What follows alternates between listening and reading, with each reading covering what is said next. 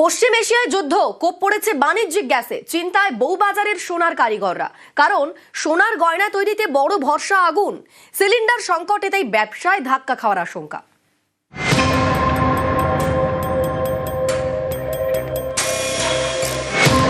বউবাজার, এখানে একের পর এক গয়না তৈরির কারখানা। বাণিজ্যিক গ্যাসের আকালে এখানকার কারিগররা এখন চিন্তায়, কারণ সিলিন্ডার না পেলে আগুন জ্বলবে না, আগুন না জ্বললে গয়না তৈরি হবে না।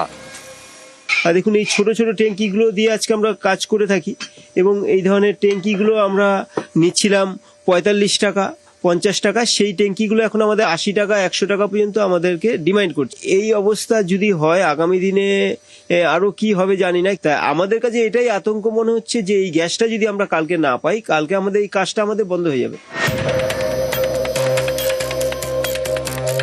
সোনা গলানোর কাজ হোক বা গয়নার নানা ডিজাইন, এই সব কাজের জন্য দরকার আগুন। একটা সময় কাঠকয়লা, মোমের আগুনে গয়না তৈরি করতেন কারিগররা। সময় বদলেছে, এখন ভরসা গ্যাস। জ্বালানির জ্বালায় কোপ পড়েছে বাণিজ্যিক সিলিন্ডারে, এতেই বিপত্তি।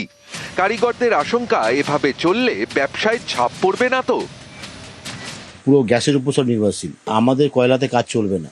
এখনকার যারা নতুন জেনারেশন কারিগররা আসে তারা সেই আর অভ্যেসের নেই। বোম বন্ধ হয়ে গেছে বলে মোমের কাজটা আর অ্যাভেলেবেল নেই। মানে যেই কাজটা আমাদের ১ ঘন্টায় হতো সেই কাজটা এখন ৮ ঘন্টায় লাগবে, প্রায় বন্ধ হয়ে যাবে।